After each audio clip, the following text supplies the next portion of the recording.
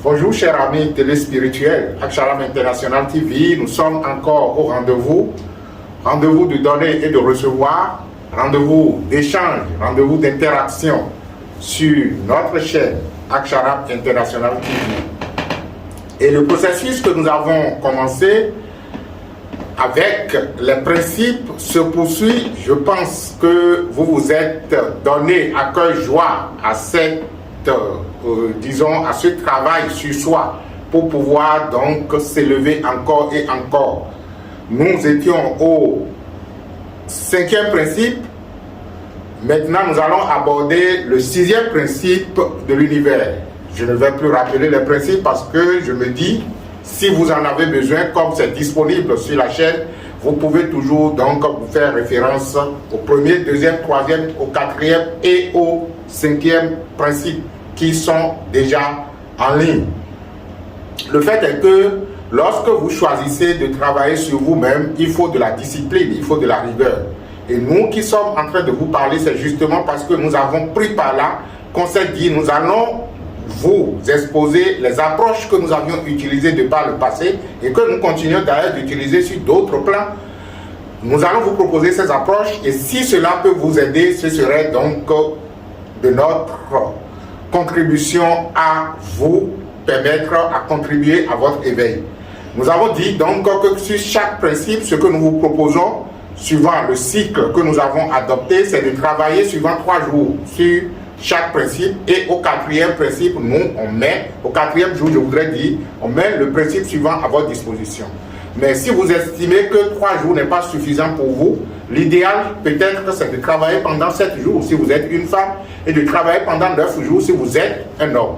Cela veut dire que vous n'avez pas besoin nécessairement de suivre le cycle de 3 jours que nous on observe en déposant les capsules sur la chaîne, mais que vous, par vous, vous décidez, une fois que c'est disponible, déjà vous décidez donc de travailler pendant 7 ou 9 jours sur chaque principe avant d'aborder l'autre principe. Ou bien peut-être, vous suivez, comme si vous êtes, disons, impatient de découvrir tout, vous suivez le cycle de 3 jours, mais quand cela va finir, vous avez suffisamment de la documentation pour dire, ok d'accord, maintenant là, je vais le faire pendant 7 jours avant d'aborder un autre principe ou je vais le faire pendant 9 jours.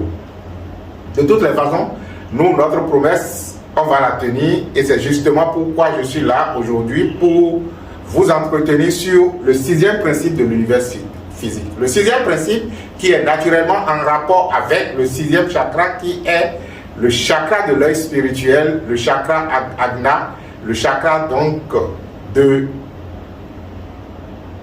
bâton de commandement. Ce principe dit ceci: quel que soit ce qui ne va pas avec un individu, il est le seul responsable du maintien de cette situation. Je reprends. Quel que soit ce qui ne va pas avec un individu, il est, je voudrais dire la personne, est le ou la seule responsable du maintien de cette situation. Et lorsque je m'amuse à demander aux participants des cours, disons du cours sur les chakras, je vous demandais, je vous disais, si vous voulez approfondir ces principes, vous pouvez vous référer donc à nos cours de base.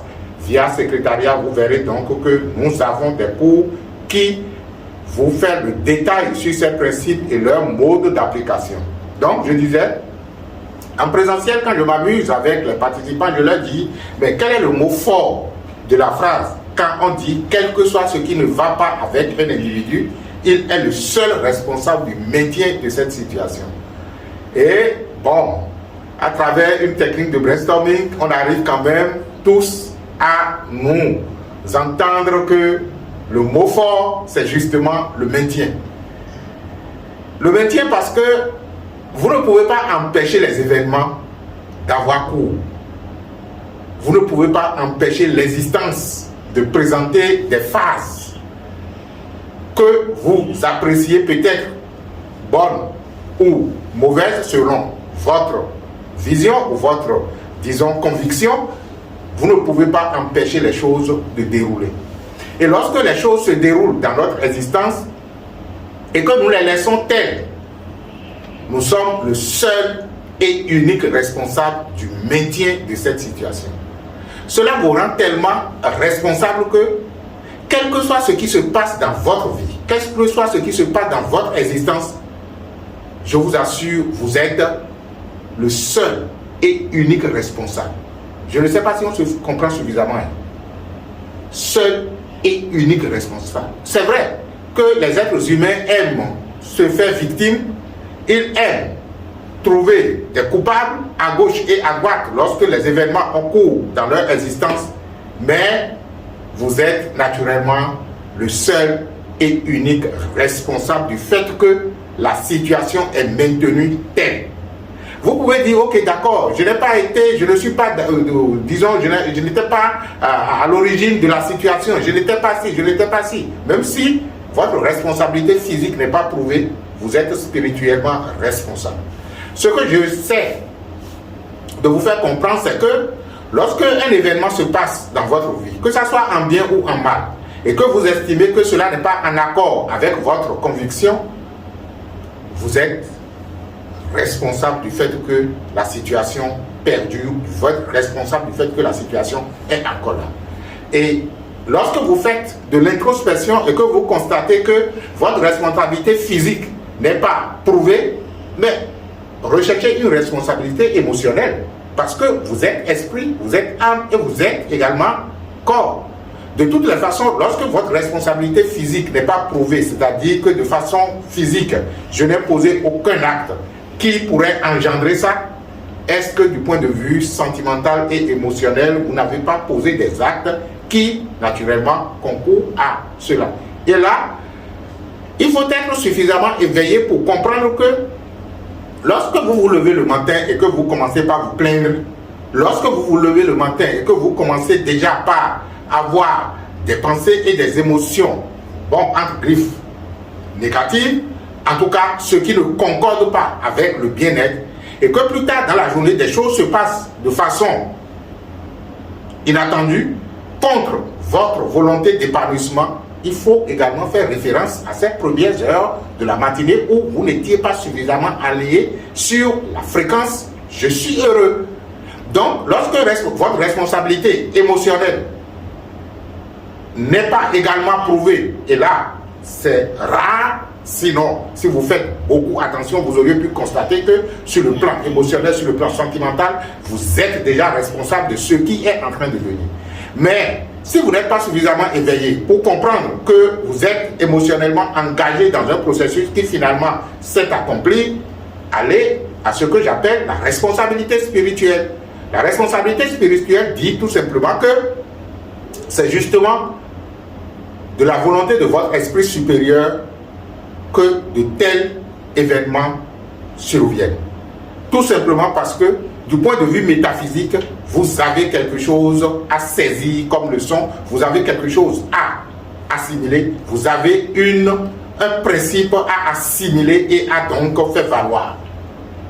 Donc, notre responsabilité se trouve généralement sur trois plans. La responsabilité physique qui est facile à établir, la responsabilité sentimentale ou émotionnelle qui souvent est déjà un peu difficile à établir si vous n'êtes pas un peu éveillé, et après la responsabilité spirituelle. De toutes les façons, quel que soit ce qui se passe dans votre existence, ce principe dit que vous êtes le seul et unique responsable du maintien de cette situation. Et alors, comment ne pas maintenir la situation, c'est-à-dire que comment ne pas laisser la situation perdurer? Je vous ai déjà dit qu'il vous est totalement impossible de ne pas laisser les choses advenir, parce qu'il y a des choses qui doivent naturellement venir dans votre existence, tout simplement parce que votre vie elle-même est déjà conçue pour que des choses ainsi arrivent. Ah oui. Mais quelle importance la lumière pourrait avoir si entre-temps la possibilité de l'obscurité n'existait pas? C'est justement parce que la possibilité de l'obscurité a été créée par la vie que la lumière a tout son sens. Ce qui veut dire que aussi bien le bien et le mal sont des événements, disons, qui se complètent et qui doivent naturellement se dérouler dans la vie. Le problème, c'est comment nous les gérons. Donc, on revient au principe.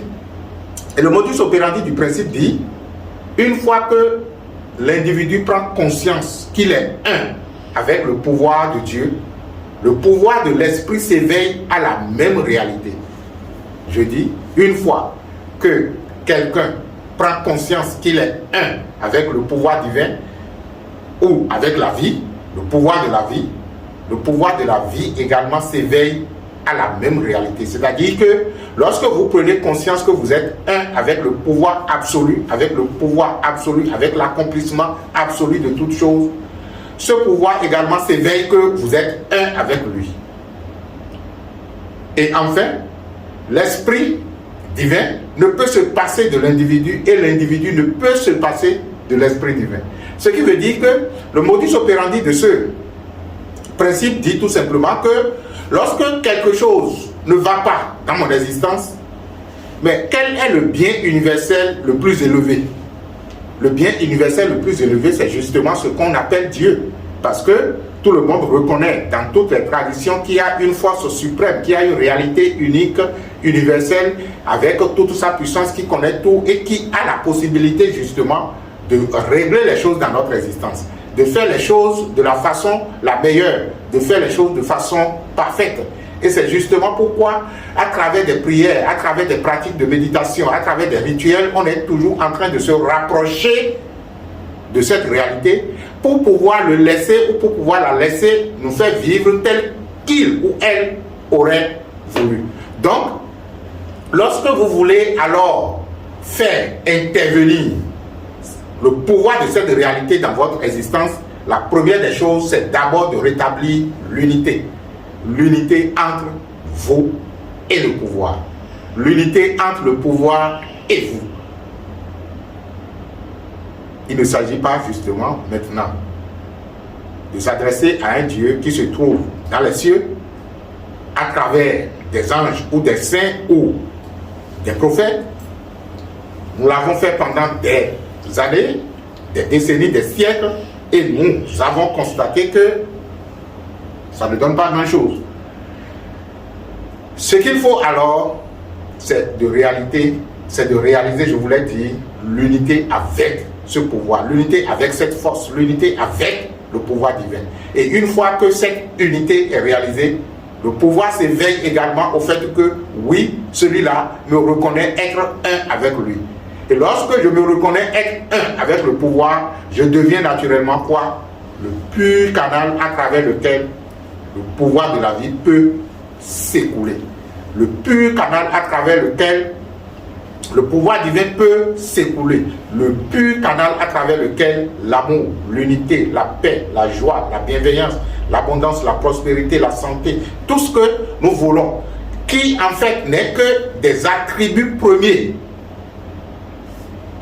de ce pouvoir, tout ça, une fois que je suis un avec lui, ça commence par s'écouler à travers moi. Ça s'écoule à travers moi et, généralement, je dis souvent, mais lorsqu'on prépare la pâte dans une marmite, avant même que vous qui préparez la pâte, vous ne goûtiez, la marmite est la première personne qui goûte. Bon, je caricature, hein, ou du moins la marmite est la première entité qui goûte à la pâte. Donc, à partir du moment où vous vous êtes fait un canal du pouvoir, c'est d'abord vous qui goûtez avant même que cela n'aille vers quelqu'un d'autre. Je reviens donc pour dire que la meilleure façon d'avoir quelque chose dans votre existence, c'est justement d'être le canal que cela aille vers quelqu'un d'autre. Dès lors que vous vous présentez comme un canal à travers lequel ce que vous voulez puisse parvenir à quelqu'un d'autre, vous êtes la première personne à commencer par en goûter. Et votre existence commence donc par s'ajuster à la mesure du fait que vous êtes un avec le pouvoir de Dieu. Voilà comment on va dire, bon, comment être un avec le pouvoir de Dieu, parce que je me rappelle, une fois, quand on faisait la veille de fin d'année, on a parlé donc de l'unité ou comment se fondre dans la vie, et les gens m'ont posé la question de savoir comment il faut y arriver. Vous ne pouvez y arriver que lorsque vous reconnaissez votre nature première qui n'est pas forme. Vous êtes une conscience. Et lorsque la conscience décide de se dilater et de se fondre dans l'univers, elle en a la possibilité, elle en a la capacité, parce que justement, Nous sommes venus de cette conscience universelle avant de s'individualiser. Et l'universel d'où nous sommes venus, nous en avons la nostalgie. Parce que tout était béatitude. Et tout continue naturellement d'être béatitude dans cet universel. Et lorsque je me sais être la conscience consciente d'elle-même, cette conscience peut être consciente d'autres états de conscience et se fondre dans ces états de conscience. Que vous le veuillez ou pas, vous n'êtes pas cher. Vous vivez dans ce monde, mais vous n'êtes pas de ce monde. C'est ce que disait l'autre. Ne savez-vous pas que vous n'êtes pas de ce monde, même si vous vivez dans ce monde, mais les êtres humains vivent dans ce monde comme s'ils sont de ce monde. Jusqu'au moment où un événement heureux, le plus grand événement heureux qui puisse nous arriver, c'est justement la mort. Je parle du point de vue métaphysique. Lorsque cela se passe à côté de nous, ça nous met au moins à questionner, à réfléchir, parce que justement, la forme est appelée à la dissolution, à la désintégration. Et quel que soit ce que l'on fera, on ne peut pas aller contre ce processus de la vie qui dit « je suis sans forme et je prends forme » pour désintégrer la forme après, pour retrouver ce que je suis, être ni homme, ni femme, ni forme. Voilà ce qui se passera.